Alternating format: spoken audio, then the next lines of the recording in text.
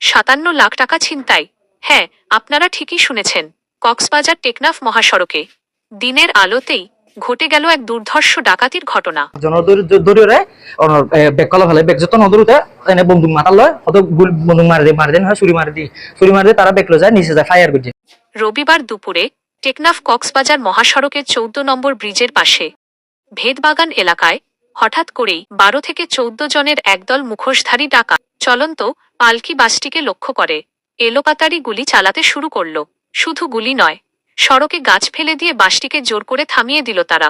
বাস থামতেই হাতে দেশীয় অস্ত্র আর ধারালো চাকু নিয়ে বাসটার ভেতরে ঢুকে গিয়ে তাণ্ডব শুরু করল ডাকাতেরা।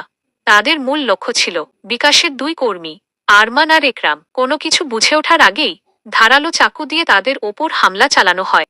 আরমান আর একরাম রক্তাক্ত হয়ে পড়ে থাকেন, আর মুহূর্তের মধ্যেই তাদের কাছে থাকা প্রায় ৫৭ লাখ টাকার ব্যাগ ছিনিয়ে নিয়ে চম্পট দেয় ডাকাতেরা। ঘটনার খবর পেয়েই পুলিশ, বিজিবি, কোস্টগার্ড আর র্যাবের যৌথ বাহিনী ঘটনাস্থলে ছুটে যায়, কিন্তু এখনো পর্যন্ত এই দুর্ধর্ষ ডাকাত দলের কোনো সদস্যকে শনাক্ত করা যায়নি। পুলিশ বলছে সাঁড়াশি অভিযান চলছে, জড়িতদের দ্রুত গ্রেপ্তার করা হবে। এই ছিল আজকের এই ভয়ঙ্কর ঘটনার বিবরণ।